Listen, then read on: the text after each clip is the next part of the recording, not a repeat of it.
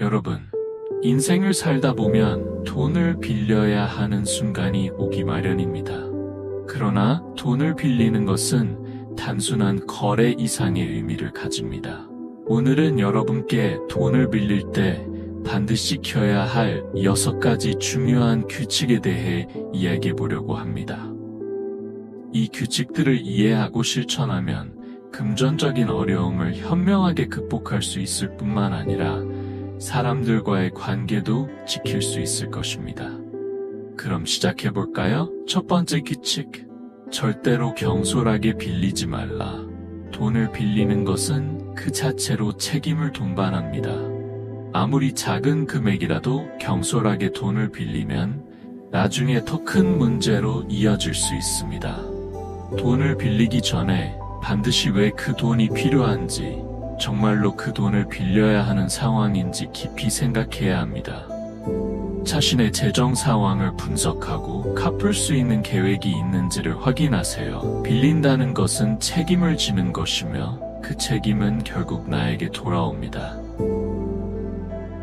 두 번째 규칙. 빌리는 금액은 철저하게 계산하라.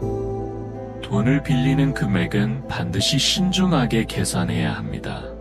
필요한 금액을 과장하거나 적게 빌려서 후회하는 일이 없도록 하세요. 필요한 만큼만 빌리되 갚을 수 있는 능력에 맞춰야 합니다. 금액이 작다고 해서 대수롭지 않게 여기면 그 작은 금액이 나중에 큰 부담이 될 수 있습니다. 또한 추가로 발생할 수 있는 이자나 기타 비용을 미리 계산해 두는 것이 중요합니다. 세 번째 규칙. 빌린 돈은 반드시 갚아라. 가장 중요한 규칙 중 하나입니다. 빌린 돈은 반드시 갚아야 합니다. 갚지 못할 상황이 생기면 그로 인해 신용이 떨어지고 인간관계도 깨질 수 있습니다. 따라서 돈을 빌릴 때는 갚을 계획을 세우고 그 계획에 따라 성실하게 이행해야 합니다. 돈을 갚는 것은 단순한 경제적인 문제가 아니라 신뢰와 책임의 문제이기도 합니다.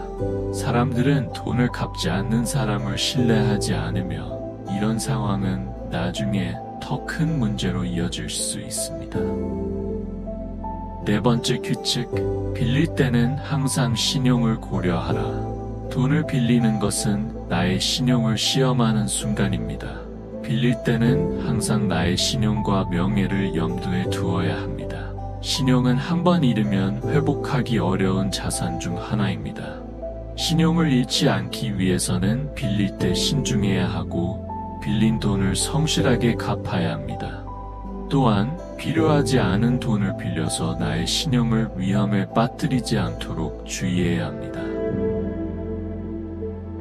다섯 번째 규칙. 관계를 고려하라. 돈을 빌리는 것은 사람과 사람 사이의 관계에 깊이 영향을 미칩니다.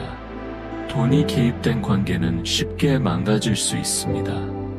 친한 친구나 가족에게 돈을 빌리게 될 경우 그 관계는 금전적 거래로 인해 쉽게 깨질 수 있습니다. 따라서 돈을 빌릴 때는 그로 인해 관계가 어떻게 변할 수 있을지를 깊이 생각해야 합니다. 돈보다 소중한 것은 사람과의 관계입니다. 여섯 번째 규칙.